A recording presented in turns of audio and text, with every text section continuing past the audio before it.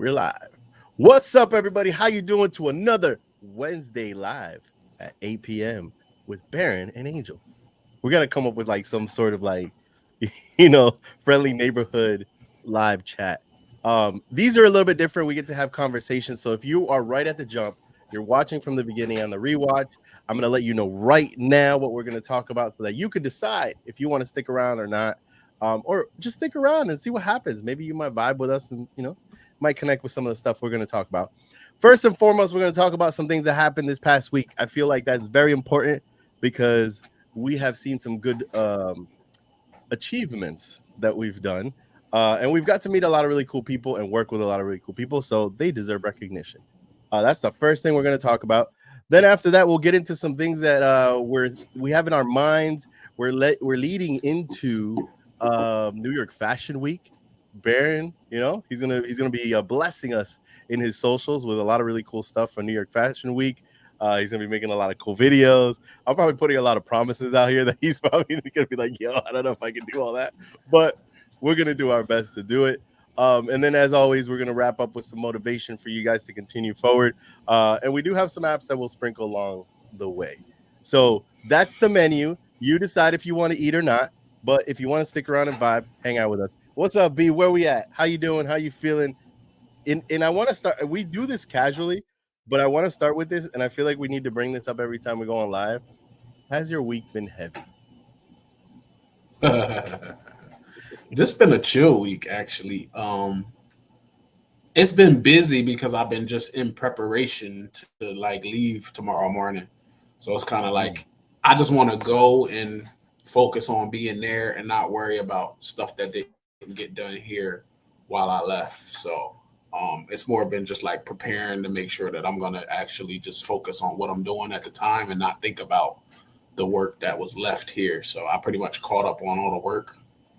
I literally might have like one shoot I might have to send out that I shot today, but I'll send that out before I even get on the plane. So I feel like a lot of people forget when they watch these things, they get to see our highlight reel on social media, and then they forget the stuff that we do to make that happen.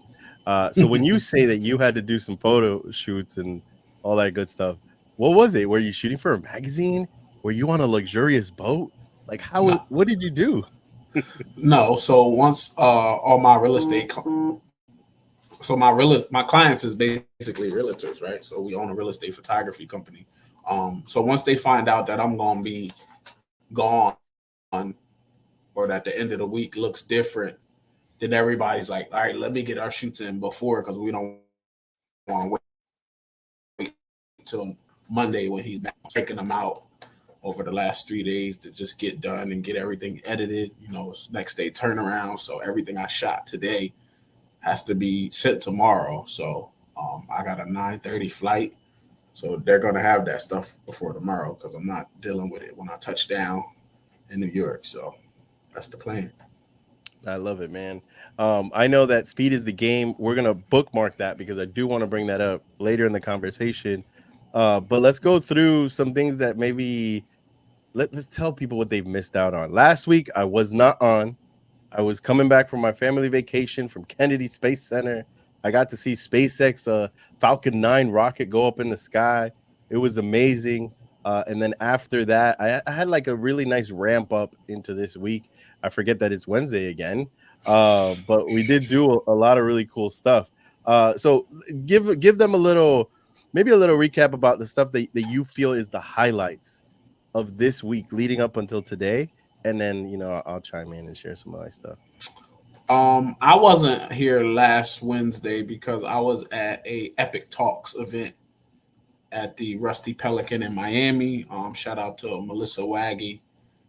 She has a monthly entrepreneurial event where she kind of brings together a lot of entrepreneurs and business owners, and they have these epic talks, and these talks are themed differently every month.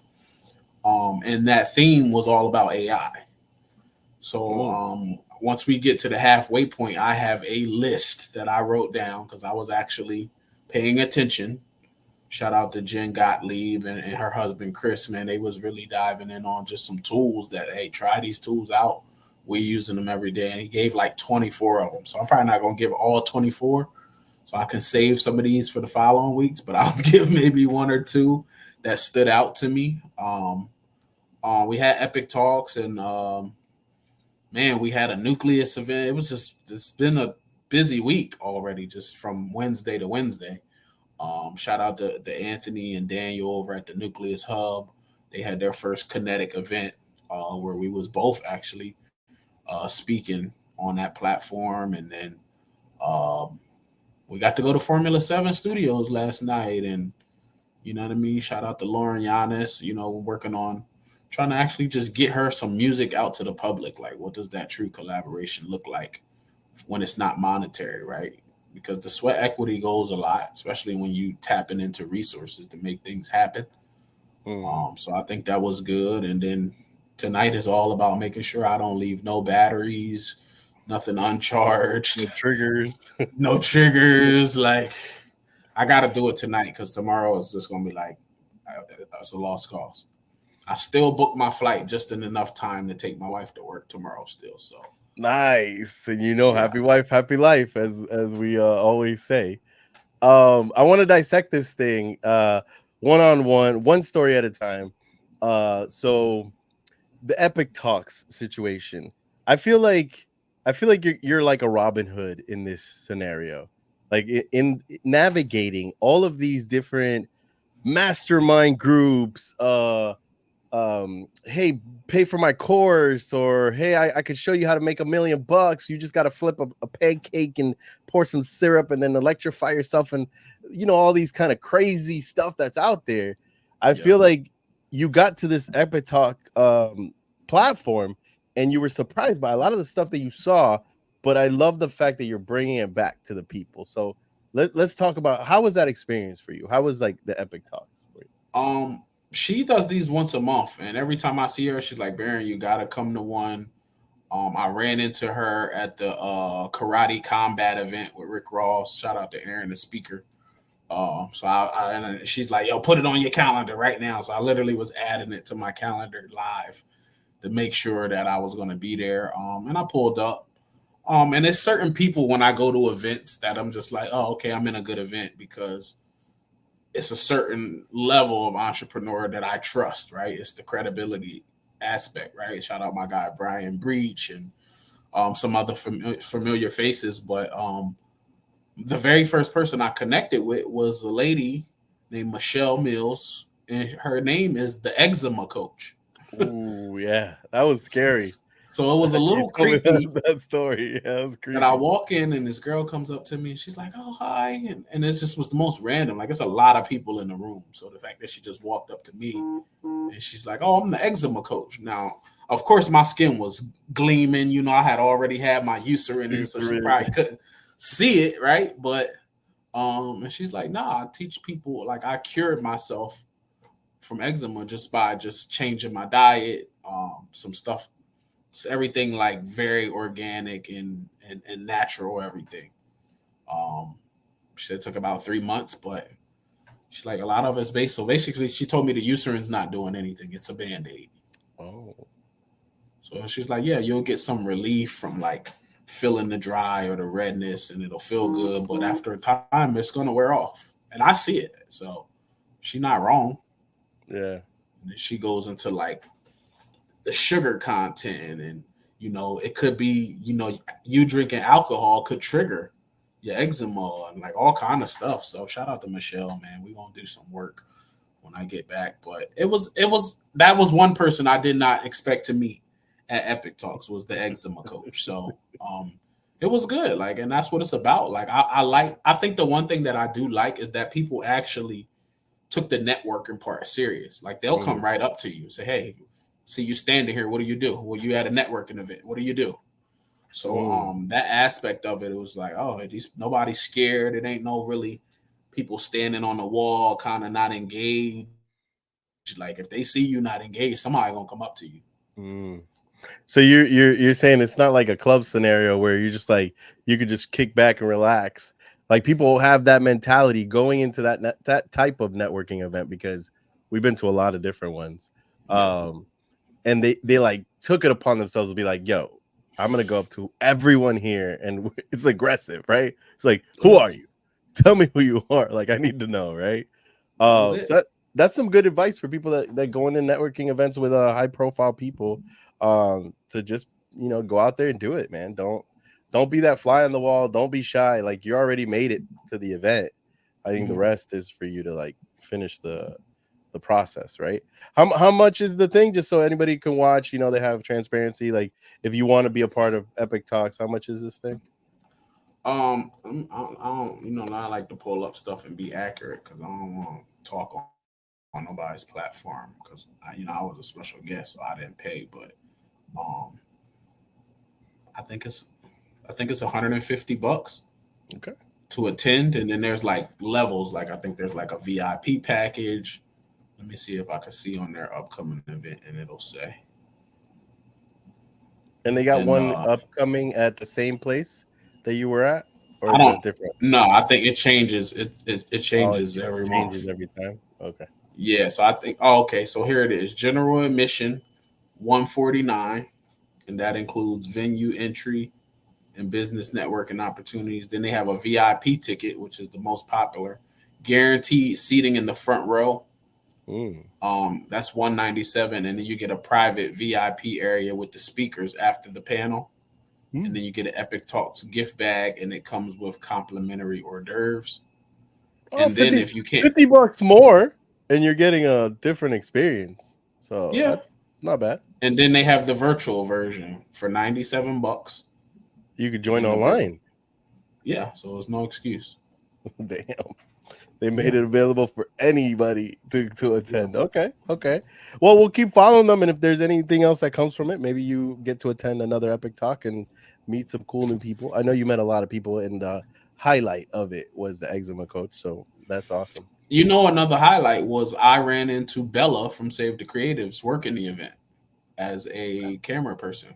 No, wait, Bella? The model, Sophia. Bella? Yeah. She was a camera person? That's interesting. She's always been a model at the Save the Creatives events. But she did say she's a photographer. Yeah, she did. There you go. So she was there working. So there you go, man. That's awesome. To get to see the people that we've already touched at these events, it's like what you said. It's like you see the right people, it's going to be a good vibe as long as these people are there, Obviously, every place has the rotten apples, but as long as you're looking for the positivity, that's what matters, right? Yes, sir. The next thing, the next event that you talked about, the Nucleus event, bro. Dude. Bro. So this is the one that we shared that I was just like, I didn't know what to expect, honestly. Like, this is the first Kinetic event, right? That's the name of the Kinetic events. Shout out to Anthony for inviting us. But we didn't know what to expect, man. And we love to be thrown like last minute kind of situation. Do we love it? I mean, we love it or we hate it. Like, I would love to go into a situation knowing the plan, knowing that everything is going to be exactly how we discuss, whatever. But do I feel like that's going to happen? I feel like 80% of the time, whatever is said may not happen, right? Yeah. And it's not I'm not knocking his organization or anything related to that, but I just feel like the vision that they had for that event, they shared clearly through the text messages, and we were interpreting it and trying to see like, how can we add the most value with the shortest amount of time to like prep. And I'm not gonna look, anyone that comes after us, game's on, yo. I'm telling you straight up. Yeah, game is on. We love a challenge, and you come from the rap industry, so freestyling is like in your blood. Yeah. And I love it too. So I feel like we led up into, okay, we're gonna discuss about branding, we're gonna discuss about social media, X, Y, and Z, right? And as we were driving, you're like, yo, I think you changed up what I'm gonna do because this conversation that we're having right now, right? And then we get there and it's like, oh, I feel the vibes a little different. Let's change it up again. And it's like, you know what I mean? But I So think that's the benefit to, like, no disrespect for people that write their speeches out and rehearse in the mirror the night before and later close out the night before they speak, and kudos to you. But I'm an energy and I'm a vibe guy. So mhm. the fact that I can just go off of the vibe or the energy, or you know what, I'm gonna go on it. It's almost like a minister Yeah, in the pulpit, right? Like, I gotta see where God leads me with this conversation, right? So once you got off stage, I had something totally different planned in my mind as where that was gonna go. And then when you did such a great job, I'm like, oh no, I gotta hone in on, like, notice I never talked about Big Reach. yeah. I never even Never brought talked, him. I brought him collab like one time. because it wasn't about that. It was just like, oh my gosh, what I'm about to talk about, Angel just did, and why can't other people be this? Y'all Mhm. all should be Angel is how I should have started that, right? So it's like, it just took me in a different direction. But that's the ability to be able to be off the cuff. It's like, yo, Yeah, we could call an audible and say, you know what? I was thinking in my mind maybe an outline of how this might go, but I can on the fly. Same thing like when we did that networking event, and I just text you like, yo, audible, and you just change the vibe. So yo, honestly, if you're watching right now, we got some people live. Someone from your platform on YouTube, and there's someone from X on Twitter. So, what's up? Thank you for being on live. But I'm gonna give you a little context. So, as we're going down, I'm used to going into training environments where I think of the agenda. Okay, what am I gonna do? What are the bullet points I gotta cover? So on and so forth. That was when I got into the car. Then I get on the phone with Baron and we're talking through like branding, we're talking through like content creation, stuff like that. And then we're just talking about life, like the stuff that we've gone through throughout the week. And then all of a sudden, like it starts to hit me like the storytelling aspect, like how important that is to branding. And I just finished going through a PR and branding course on Udemy that taught me all sorts of really awesome things. Baron says like I'm now a PR branding geek apparently because I paid too much attention in that class. So we get to the event and I'm vibing and I see the people that are coming in and I see like the diversity and the different niches. Like there's like people from the legal field, the medical field, you got people from hospitality, like all sorts of different mix of people. Like a fitness coach was there. yeah, So I really started to think through what would that story be like and yeah. how could I make that story as engaging as possible. So I have since, because you know how I like to repeat things in my head after I told that story, like driving home, I'm like, oh, I could have made it like a little bit better here. I could have tweaked it here. I might repeat it. So if you see me at another event and you hear me try to repeat the story, it's gonna get better. Um, but the idea was It's just a comedian working on their just materials, right? I'm just working on my materials. Yeah. So I'm sitting there at the chair. We had these two comfy chairs on the side, and I see Anthony get up and he presents me and he's like, everybody, like, you know, welcome Angel Martinez. Da, da, da. B, I'm not even playing with you. I didn't tell you this. Like, as soon as I put my hands on the arm thing, is when I thought of like the first line. And then I Mm, just let that line lead to the next. I honestly was freestyling.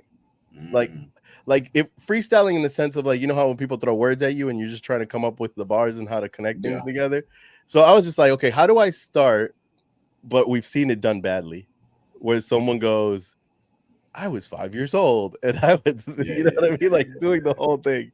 So I had to start at it the time that I went to New York because for me, that's the most memorable moment. Like that's one of the most jarring situations I've been in because I didn't know the language, new environment.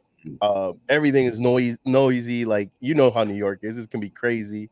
So like just telling that part of the story, and then I showed the recording to my mom and my dad's like, yo, you try to out me out here? Like, what are you doing? You saying all this type of stuff. But I felt like it was the most points of relatability that I could say so that Mm, people could understand that storytelling, your true story, like you have a true story that yeah. people have yet to hear. I've Yeah. heard it. I've heard of most of it, but I'm sure you're going to refine it and tweak it and work on your stuff too. But I feel like when people hone in and tap into that story, that's where you start to be viral to your own community. Yeah. You know what I mean? Nah, I So agree. I feel like that was the biggest success out of the Nucleus event. I was literally beside myself afterwards, and honestly, the Holy Spirit got a hold of me. I don't know what I was saying, bro. Like Definitely. I It just gotta definitely do did. whatever. It So definitely did. And then I'm like up there speaking, and he was like, hold up. yeah, because you know we do the audits and stuff, and I Yeah. just felt like we could go in deeper in the homie. Like you know we've done it before. So Yeah, and for me, it was just like I was probably more proud that I actually didn't even really want to speak after you spoke, honestly. well, because you've always been telling me to do this, but you've never seen me Yeah. do it. So I felt like this was the first time I actually got to really experience it, like from scratch. It wasn't really like a panel, or it was just like, yo, this is your moment. You got 20, oh yeah, 25 minutes up there. I've never seen this yet. So I was more proud to just enjoy it as a listener, right? yeah. So by the time you was done, I was like, damn, I gotta actually go up too, right? I So gotta think about what I gotta say, right? yeah, I was so into like what you were saying that I was like, damn, I forget I gotta go after him. Like, But honestly, it was fun, man. It was a really good moment. And then leading into doing the little room breakouts and the different conversations, you had a great conversation with the fitness coach. I feel Christina, like yeah. right, Christina. Shout out to Christina. What was that like when we were in that environment, like doing those speed rounds of 5 minute combos? Well, the tough part is we had technical difficulties in my room. Mm. So me and Christina, like, she really was like, she probably has never spoken about some of this stuff, right? Mm-hmm. So it was like in my mind, I'm like, yo, how can we go deep quickly? Because I know we got 5 minutes, right? Mm-hmm. So it just went from like, I just thought she was just always a fitness person. And she's like, no, I was a tennis player, but I Oh was wow. weak. So I started lifting weights to help me with strength in tennis. My parents used to just drop us off. I think she's from Philadelphia or New Jersey. She's like, they used to just drop us off at the tennis courts. But I was Mm. just so weak. And I was like, man, how do I get stronger to be able to hit the ball? And that's how she got into fitness. And then she turned into like a strength coach for schools and different athletic programs. And that's how it started. And then I found out she was on a matchmaker show with a company we knew That's right. on Roku, Match Me in Miami. So it was good though. I don't know how much of that footage was actually captured though. But that was the sad part. Is like, man, they was I having got some the audio though. Oh, I okay. I recorded your audio separately on your lavalier microphone. Mm, So if you want to run it as audio, but we might not have her audio, but we'll see. We can figure it out. You know, yeah, we always it can was figure it good out. though. It was definitely an amazing experience. I can't wait to see another Connect event and just be a participant. You know, just kind of like get a chance to go. I know we got a lot of cool stuff planned for some future months coming up, so stay tuned to that. I wish But I would have asked what was the purpose of the term kinetic. that's a good question. Maybe we'll invite Anthony to put it in the comments, and he could Yeah. like, yo, watch this video. What's the But I feel like it's a good brand. I like the messaging and the concept around it, and they definitely did the usual. What we would do is bite more than we could chew. Like they Mm, took on a hefty goal, but yeah. I feel like it left an energy afterwards. Like I know Anthony made a video on social media afterwards how he felt.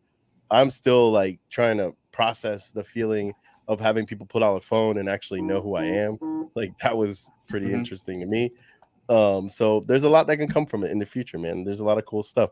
But we had to ride that wave into the Formula 7 session where you had to Mm. shake off being retired and now you're back. What's going on?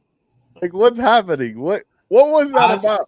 I spent the last 5 years deleting and removing B to the dot from the history books, only to be pulled back as Barry McQueen as a producer.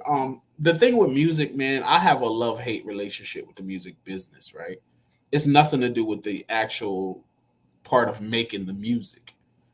I know after you make the music, the business has to happen. Mm, So because of that, I just have this internal battle of like, man, do I even want to do this? Because I've been on both sides, so I know what's on the other side of not being the artist, but the executives and the A&Rs and the people that push the buttons on these things to go in the music business. So because I'm privy to that new info, it's just like, ugh. But it's just, I think it's just something in me that I cannot escape the music, man. It's just something that I'm like, I have to still be involved somehow. When I try to run from it, it just always pulls me back. How'd you feel about that session? Like your honest feelings afterwards. I've had some experience with working with artists, from both a producing and a writing standpoint. The toughest part is, as a producer, the toughest part for a producer is when you send out beats and you never get a song back. Right? So you just send your stuff to artists and you hope that just one day they're in the studio and their engineer is playing beats for them to pick through and your beat gets picked. Well, I don't leave those type of things to chance for me. I don't play that lottery game, right? So the best way for me to control the music as the producer is to actually build a relationship with the writers. So for me, it's like, yo, I can work with the right writers, but the writers have to work at my speed. I sent Lauren maybe 10 beats, maybe 12 beats on a Tuesday. And by Thursday, she was already sending me demos. So I'm like, oh, so not only did she write, select the beats, because she could have just been like, I don't like none of these beats, send something else. Yep. She's like, no, I can write to all. I'm writing to all of this, right? She had a point to prove to me too. And not only did she write to him, she actually recorded herself and demoed the records and sent me back records completed. To where I'm like, oh, okay, well, all we got to do is go in the studio and really just lay this. Like the bass is there. But because I have produced the record, I can control now when this music comes out. I'm not waiting on a publishing company because I own my own publishing company, right? Shout out to StarMade Music Group. I own all of these things, so I never had an issue putting out music. I'm still have great relationships. I still get good ass cap checks from just old stuff that I've done. So for me, I think now I'm in a position like I can work with other artists and I can make sure, you know what, this is actually, I can guarantee them that the music will actually come out. Nice. I feel like there's a lot of cool stuff that you are preparing when it comes down to that and the way you're going to be handling artists. Stay tuned. I'm not going to make you release that right now, but I can say that the experience for me was, it shook me. Like, honestly, that experience shook me. And I didn't know if this was a normal thing. And that's why I asked you afterwards, like, is this something that normally happens in like recording studios or recording sessions with engineers and all that good stuff? And you were like, no, this is not normally what happens. And I feel like there was such, I can't even put into words, like, it's like those magnets in your pockets got a little stronger. You know what I mean? Like, we had everyone in this room that was bought into a vision about collaboration without even us sharing a word about it. Yeah. Like, it was just like Lauren went in the booth. She started laying some stuff. Shout out to Onassis from Formula 7. He was there engineering. B was doing his executive stuff. They said I was doing Diddy stuff. I don't know. You had Fee in the room. And if you could imagine this group of people, Marley was there too. Shout out to Marley. I'm not going to announce any of the things that she's going to be doing, but we'll introduce her soon. But imagine all these different diverse people in the room, and you have the singer that's in the booth and the engineer, and they're trying to like communicate with each other. And Lauren takes a moment and says, hey, I want to ask the room, like, do you like this line or do you like this line? And she kind of just said it. And then Onassis is like, hey, can you mind singing it? And she went and sung it. And then she asked the group and she was like, what do you guys think? How do you feel about it? And we talk about this at Save the Creatives all the time. Yeah. That it takes a level of vulnerability from two people. And in that room, there was a level of vulnerability from literally everyone. She looked at you because you were like the executive producer, I guess, in the role. And you're like, I don't know, like, what does the rest of the room think, right? Because you're not that type of person. You're not going to be like, that sucks. Go back and lay what I told you, right? You know, you're not that kind. And I just feel like that was such a magical moment that I'm not going to forget that. Like, I'm chasing that now. Anytime that is that your first experience in the studio, like from that, from seeing something being built? Yeah, hands down. That was Okay. my first experience in the studio, seeing it get all the vocals laid out. I've watched the Billie Eilish guys. I'm a fan of Billie Eilish, like Yeah. not Armani White, but Billie Eilish, right? I just love the way that she sings. And then when I got to see, was it David Letterman that interviewed her? Mm-hmm. And she's started showing him the vocal comping, I guess it's called, where Tracking out. Yeah. yes, she sings like one thing at a time and it all gets composed together. Yeah. I was like, holy cow. But that's me watching it, like, you know, in a video, but Yeah. experience the energy in something like that. I wish y'all could be there. Like that was I want to add something to your list. I don't know if you've ever seen this. Have you go. ever seen Jay-Z's Fade to Black documentary? Yeah. Fucking Jay-Z. Come on, man. All right, cool. Jay-Z, of course. Before I ever wrote any album, I always watched that documentary before recording a new project. There's a lot of good learns in that one. There's definitely a lot of good learns in that one. Yeah, I'm just thinking about it right now, but we can't go into that. But the one thing that I do want to go into is there's this debate around speed, and we deal with it all the time because we are trying to save creatives. No pun intended. There's this internal battle between the quality of the product that you make, and I had this argument about quantity versus quality. We talked about it.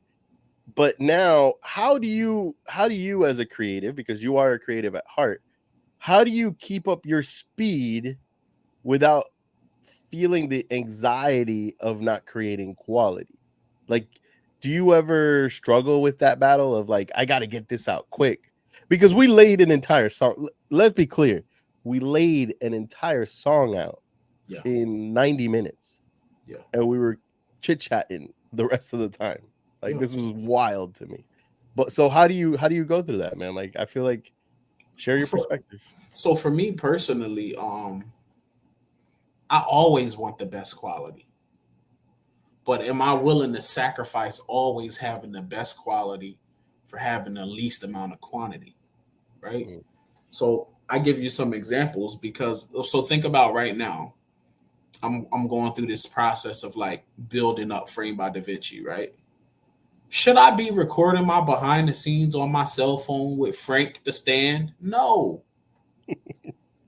I should be really taking that time to like, get some high quality. Like if I'm working with models, getting that good camera with the good slow motion at 60 frames or 120 frames per second. I would love to do all of that. But right now I got to get this stuff out because it's been since 2016 that I haven't been active. Yeah. So now I'm not playing the quality game right now. I'm playing the catch up quantity. Like I need to start every week new videos. And then once we start getting where we need to get, then you'll see the quality change at that point.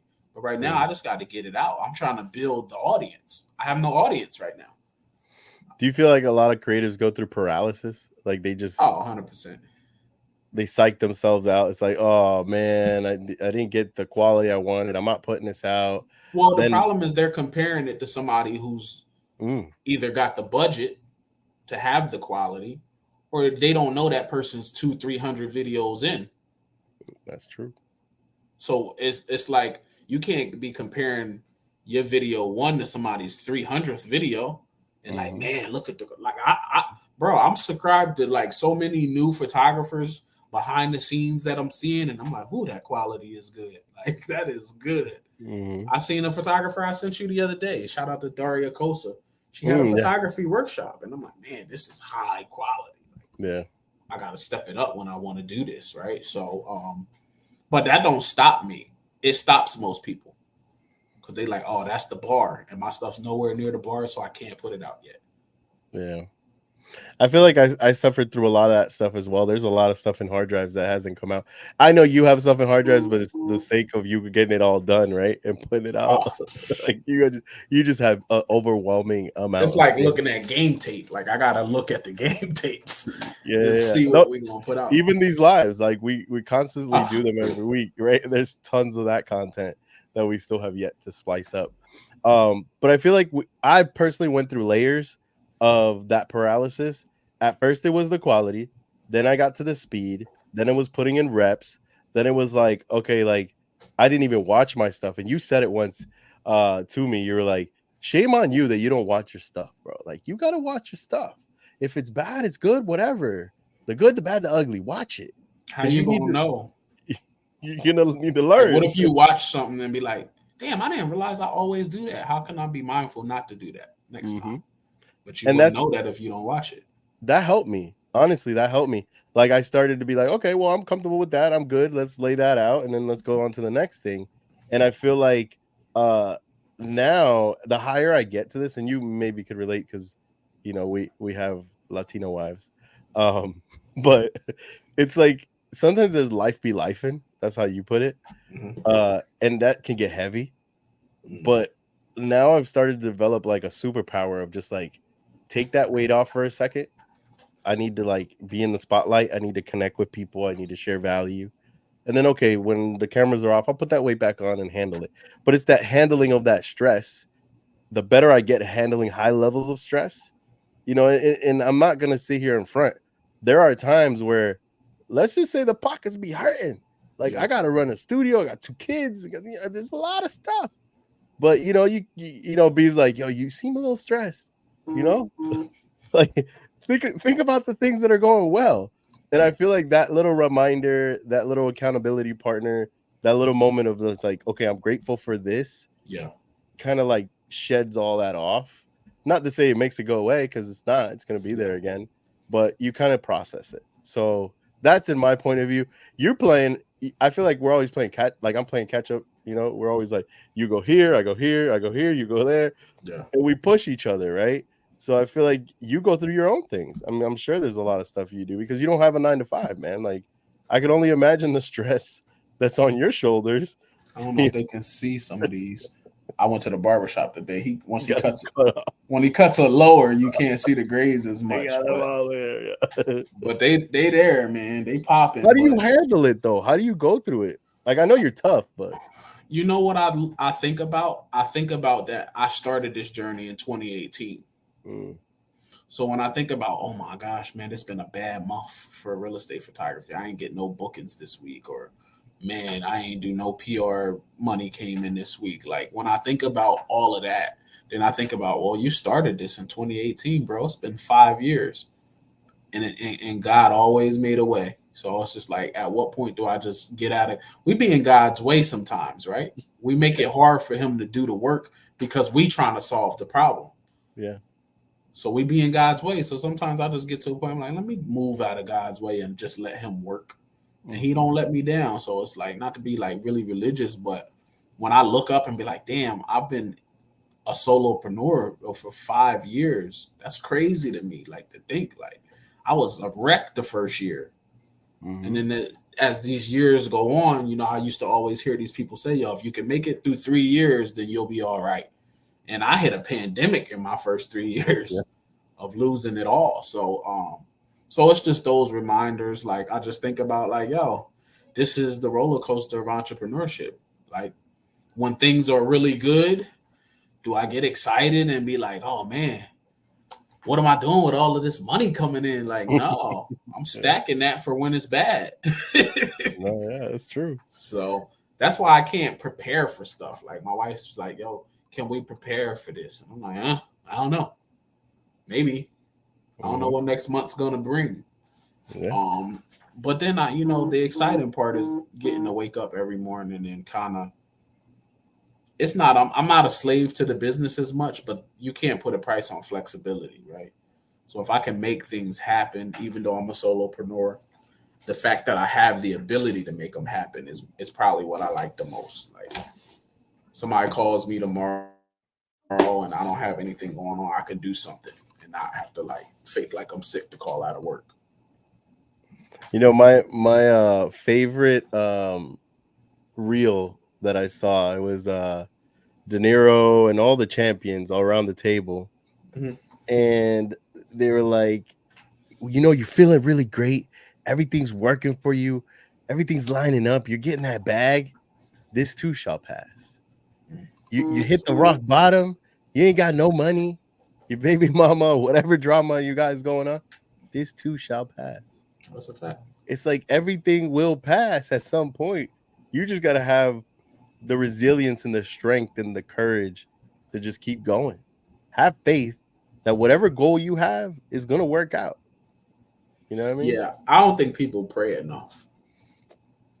That's probably one thing that Pray, I don't. meditate, do whatever you want, man. If this is like, I don't want to alienate anyone. So if like, Yeah. you know, I don't whatever think belief people you have, just get into your mental, bro. Yeah, I don't think people pray enough, right? Like for me, if people knew how much I prayed, they would stop thinking I was lucky. Right?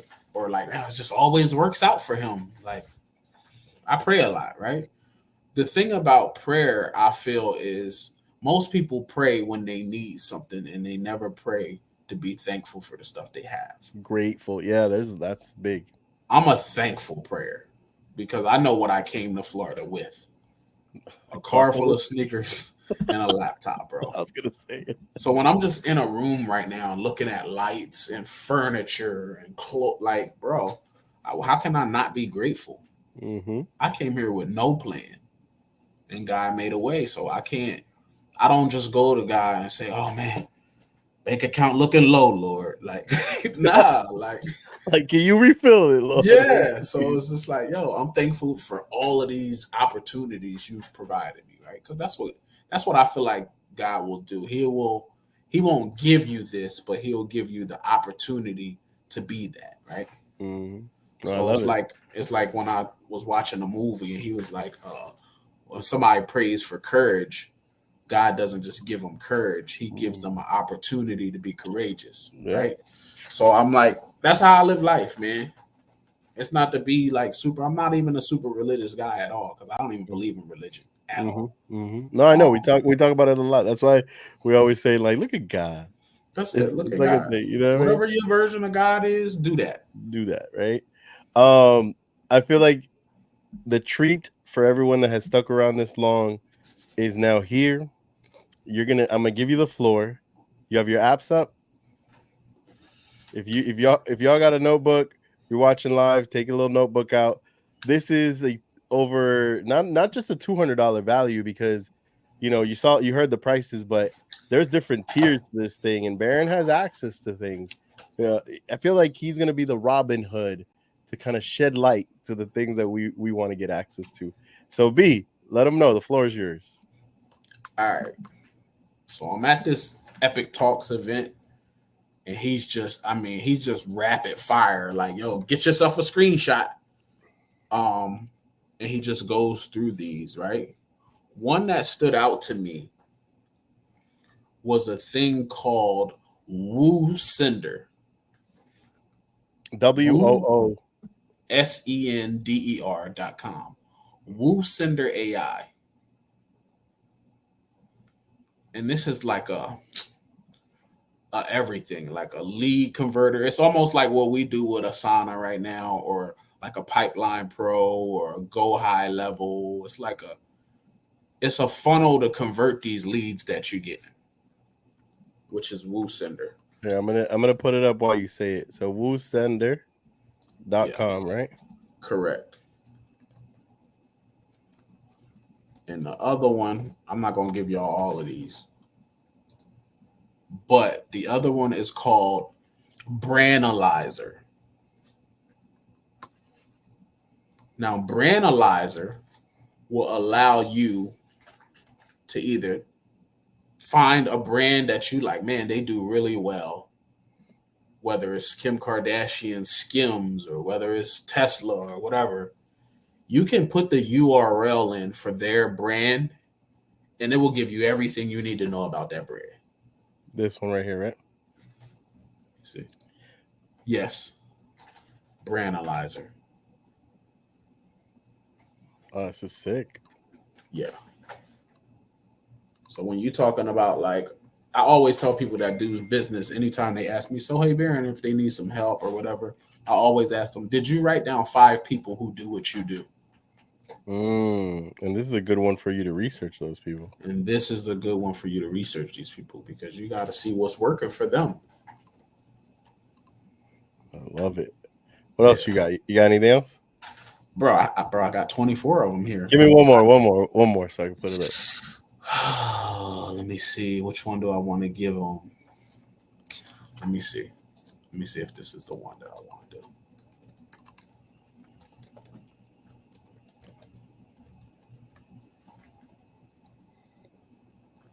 do. I'm not sponsored by Presidente, but this is, Dominican All beef.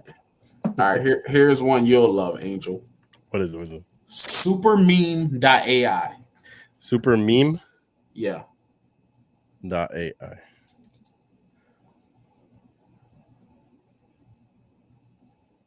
What?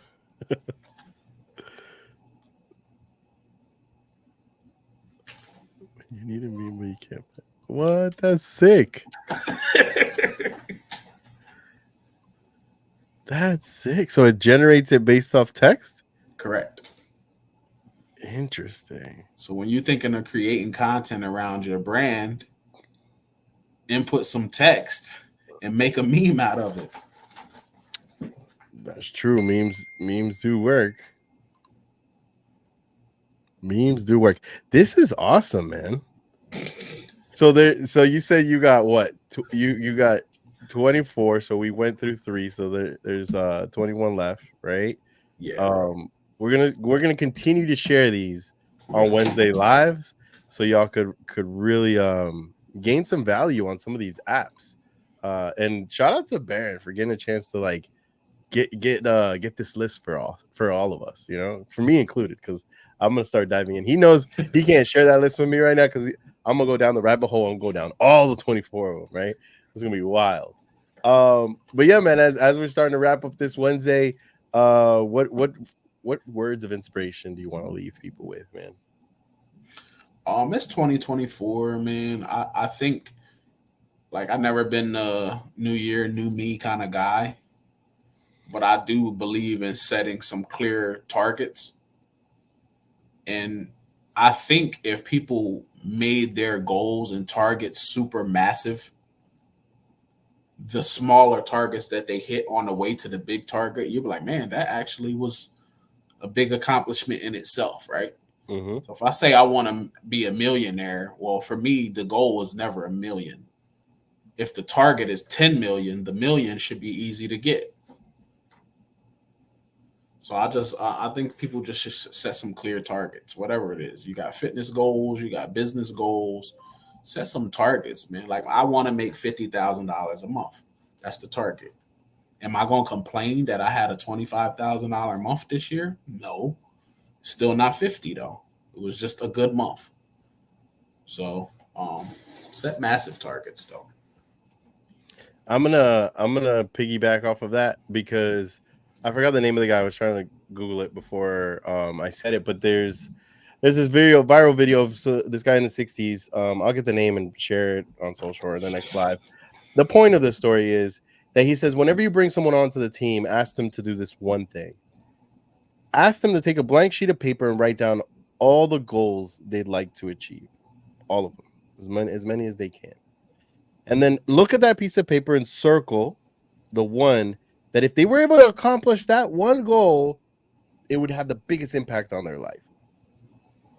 You then take that goal and you start breaking it down by steps, make a list, organize it, see how many things you can do in a day to get closer to it.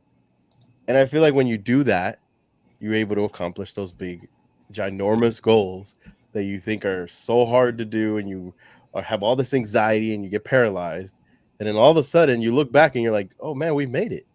Like last year, I told you I need to be on more platforms and more stages. I need to get a chance to really express myself and fly.